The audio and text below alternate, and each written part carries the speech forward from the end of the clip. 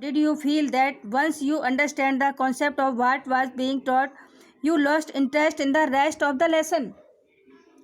Okay, अब देखिए ये बोल रहे हैं ऐसी living in a boring school is difficult, we were just living from day to day. Okay, nowadays there are so many tests. Back then, whenever we had tests, we used to just copy. The teacher thought that we had done our work.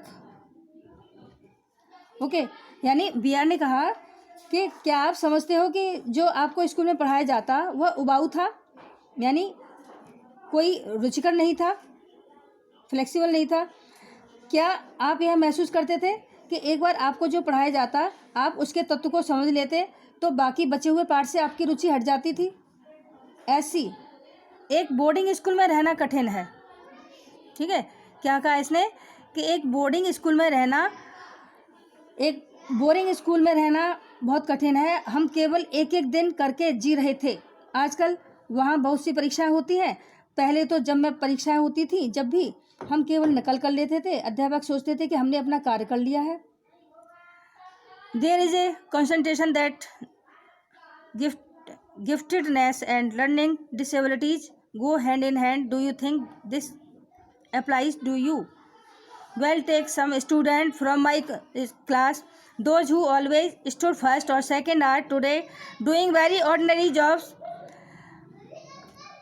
यह एक तर्क का विषय है कि योग्यता और अधिगम अयोग्यताएं साथ साथ चलती हैं. क्या आप सोचते हैं कि यह आप पर लागू होता है? ऐसी अच्छा, मेरी कक्षा के कुछ विद्यार्थियों को लीजिए जो हमेशा प्रथम या द्वितीय आते थे, आज साधारण नौकरियां कर रहे हैं. I have come across this situation in so many different places where people tell me that their class toppers are doing very ordinary today. Okay, ऐसे in school I think living our lives there made us street smart. I have learned more by doing what I did on my own than what academies would have taught me. अभी कहते हैं B are कि मैंने इस स्थिति का सामना कई स्थानों पर किया है जहां लोग मुझे बताते हैं कि उनकी कक्षा में सर्वप्रथम आने वाले आज बहुत साधारण कार्य कर रहे हैं. ऐसी स्कूल में मैं सोचता हूं कि हमारा जीवन हमें गली में रहने के लायक बनाता है. मैंने स्वयं करने से ज़्यादा सीखा है, इसलिए इसके बजाय मैंने शिक्षा से क्या सीखा है? That is because the personality and skills were there. You were able to find expression in a manner you were comfortable with, and you defied every rules so that nobody would stop you from doing what you needed to do. I was more interested in other things. If, for example, while in class,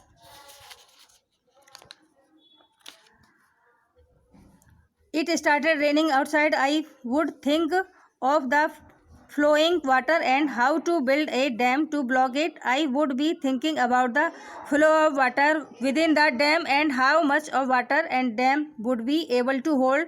That was my interest for the day. Okay. When student lost a button while playing or fighting, they would come running to me and I would cut a button for them from chalk using a blade. Discipline in the school was very important and no student could afford to have a button missing. The student would get past dinner with a full neat uniform and after that it did not matter. Okay, यानी यहाँ पर ये बताते हैं, ये जो लेखक हैं यहाँ पे ये बताया गया है क्योंकि व्यक्तित्व और कौशल वहाँ थे, आपने इस प्रकार की अभिव्यक्ति पाई जो आपके लिए सुगम थी. ठीक है, जो आपके लिए सुगम थी और सरल थी और हर नियम का विरोध किया ताकि आपको जो करना जरूरी था उसे करने से कोई ना रोके. ठीक है। ऐसी मैं दूसरी बातों में ज़्यादा, ऐसी ने बताया I was more interested in other things. ऐसी ने बताया कि मैं दूसरी बातों में ज़्यादा दिलचस्पी नहीं लेता था। यदि उदाहरण के लिए कक्षा में जब बाहर बारिश आरंभ हो जाती थी, बहते पानी के बारे में सोचना और इसे रोकने के लिए बांध कैसे बनाया जाए इसके बारे में मैं सोचता था। मैं बांध के अंदर पानी के बहाव के बारे में सोचता और यह सोचता कि यह बांध कितने पानी को रोक सकता था। उस दिन मेरी यह दिलचस्पी होती थी। जब विद्यार्थी खेलते हुए या लड़ाई करते हुए बटन खोल देते थे, मेरे पास दौड़कर आते थे और मैं बिना बटन के ब्लेड से चौक को काटकर उनके लिए बटन बना देता था। स्कूल में अनुशासन बहुत महत्वपूर्ण था और किसी विद्यार्थी को बिना बटन के सहन नहीं किया जाता था। विद्यार्थियों को रात के खाने के लिए पूरी स्वच्छ वर्दी में ही आना होता था। उसके बाद यह कोई अर्थ नहीं रखता था। ओके, यानी कमिंग टू द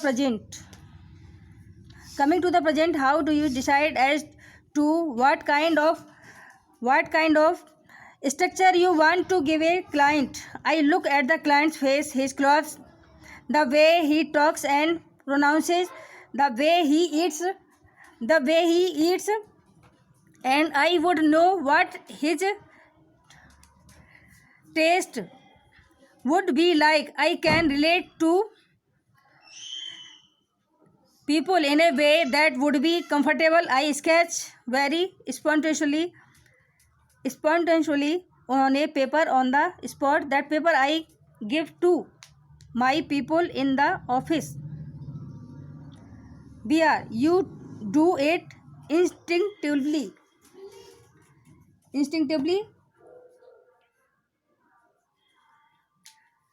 ओके, यानी इन्होंने बताया है कि बीआर ने बताया कि वर्तमान में आते हुए आप किस तरह निश्चय करते हैं कि आप एक ग्राहक को कैसी संरचना देना चाहेंगे। मैं ग्राहक के चेहरे को, उसके कपड़ों को, उसके बात करने व उच्चारण करने के ढंग को, उसके खाने के तरीके को देखता हूँ और तब मैं यह जान लेता हूँ कि उसकी रुचि किस प्रकार की होगी। मैं लोगों को उनके सहज ढंग से समझ सकता हूँ। मैं उसी स्थान पर स्वाभाविक रूप से कागज़ पर स्केच तैयार कर देता हूँ। उस कागज़ को मैं कार्यालय में बैठे बैठे मेरे लोगों को दे देता हूँ। ओके, और नेक्स्ट,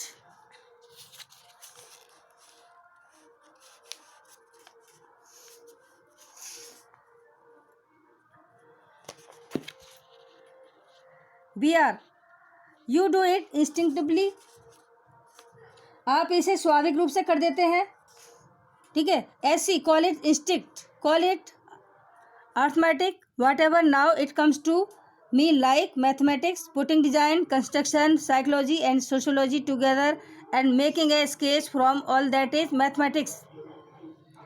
ठीक है कि हाँ, इसे स्वाभाविक ही कहें, अंकगणित कहें, कुछ भी कहें, अब यह मेरे लिए गणित के समान है। प्रारूप बनाना, निर्माण, मनोविज्ञान, समाजशास्त्र को मिलाकर इन सब के स्केच तैयार करना, यह सब गणित है। ठीक है।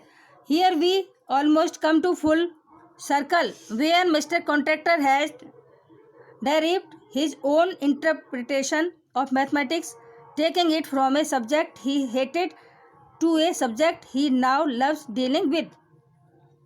अभी बताते हैं कि अब यहाँ फिर से वही आ गए हैं।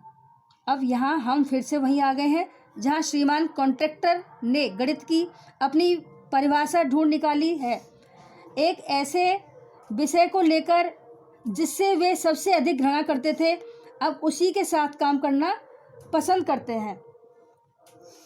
Okay, is that clear students? Thank you student, that's it for today. I hope you enjoyed my class. Similarly, you have to do all the questions and exercise.